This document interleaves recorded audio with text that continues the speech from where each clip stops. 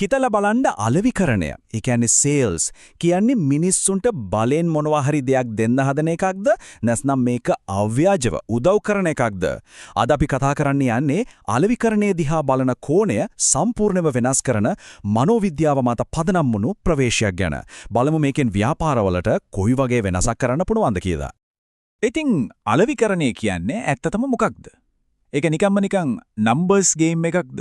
ඒ කියන්නේ පුළුවන් තරම් කෝල්ස් අරගෙන පුළුවන් තරම් මිනිස්සු හම්බ වෙලා කොහොම හරි ගාණක් විකුණ ගන්න එකද?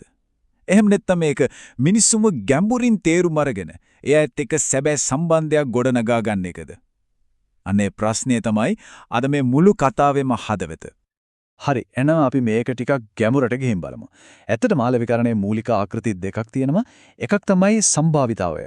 ඒ කියන්නේ හරියට දාදු කෙටයක් දානවා වගේ හරි ගියොත් හරි ගියා නැත්නම් නැහැ. chance එක මත රඳා පවතින ක්‍රමයක්.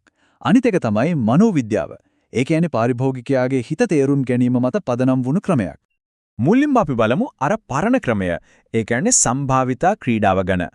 මේක තමයි ගොඩක් දෙනෙක්ට සේල්ස් එපා කරන ලොකු මානසික ආතතියක් ගෙන ක්‍රමය. සම්භාවිතා ආකෘතිය කියන්නේ තනිකරම සංඛ්‍යා එක්ක කරන සෙල්ලමක්. මෙතනදී ක්වොලිටි එක නෙවෙයි ක්වොන්ටිටි එක. ඒ කියන්නේ ප්‍රමාණය තමයි රජ කරන්නේ. වැඩි දෙනෙක්ට කතා කරන තරමට, වැඩියෙන් උත්සාහ කරන තරමට සාර්ථක වෙන්න තියෙන chance එක වැඩි කියන සරල අදහස තමයි මේක පිටිපස්සේ තියෙන්නේ. ඉතින් අන්තිමට වෙන්නේ මොකද්ද? කිසිම පෞද්ගලික සම්බන්ධයක් නැති නිකම්ම ගනුදෙනුවක් විතරක් ඉතුරු වෙන එක. මේක විකුණුම්කරුට ලොකු මානසික වෙහෙසක් ගේනවා වගේම පාරිභෝගිකයාගේ හිතේ අවිශ්වාසයක්වත් ඇති කරනවා. හරි. එහෙනම් අර පරණ ක්‍රමයෙන් මිදිලා අපි බලමු මේකට තියෙන වඩා හොඳ නූතන විසඳුම මොකක්ද කියලා. ඉතින් මීට හාත්පසින්ම වෙනස් මනෝවිද්‍යාත්මක ආකෘතිය හිතන්නකෝ ඒක හරියට පාරිභෝගිකයාගේ හිතේ තියෙන අවුල් වුණ නූල් බෝලයක් හිමින් සැරේ ලිහනා වගේ වැඩක් කියලා.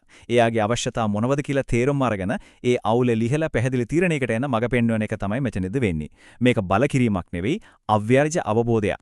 සරලවම කිව්වොත් ආචාර ධාර්මික අලෙවිකරණය කියන්නේ පාරිභෝගිකයාගේ අවශ්‍යතාවයට සහ ජීවන රටාවට ඇත්තටම ගැළපෙන ඇත්තටම ප්‍රයෝජනවත් විසඳුමක් හොයලා දෙන එක. මෙතනදී වෙන්නේ මිනිස්සුන්ව හසුරුවන එක නෙවෙයි අව්‍යාජ සේවයක් කරන එක.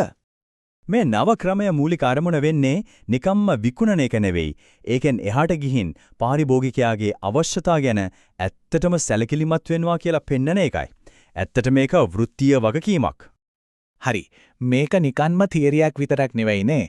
අපි බලමු මේ මනෝවිද්‍යාත්මක ආකෘතිය ප්‍රැක්ටිකලි, ඒ කියන්නේ ප්‍රායෝගිකව ක්‍රියාත්මක කරන්න පුළුවන් ෆ්‍රේම්වර්ක් එකකට ගලපගන්නේ කොහොමද කියලා. මේකට අපිට පාවිච්චි කරන්න පුළුවන් හරිම සරල ලේසියෙන් මතක තියාගන්න පුළුවන් ෆ්‍රේම්වර්ක් එකක්. ඒක තමයි ටීමා ආකෘතිය. මේක හරියට පාරක් හොයාගන්න බැරුව ඉන්න කෙනෙක්ට දෙන මැප් එකක් වගේ. ටීමා ආකෘතියේ පියවර 4 හරිම තාර්කිකයි. මුලින්ම කරන්න ඕන දේ තමයි විශ්වාසය ගොඩනගන එක. ඊට පස්සේ පාරිභෝගිකයාගේ අවශ්‍යතා මොනවද කියලා හරියටම හඳුනා ගන්න ඕන. තුන්වෙනියට ඒ අවශ්‍යතාවලට හරියටම ගැලපෙන නිෂ්පාදන හෝ සේවා යෝජනා කරනවා. අන්තිමට තමයි ක්‍රියාමාර්ගයක් ගන්න ඉල්ලා සිටින්නේ. අර තුන්වෙනි පියවර, ඒ කියන්නේ ගැලපීම කියන එකේ ස්වභාවික ප්‍රතිඵල දෙකක් තමයි මේ අප්ග්‍රේඩින් සහ ක්‍රොස් සෙලින් කියන්නේ.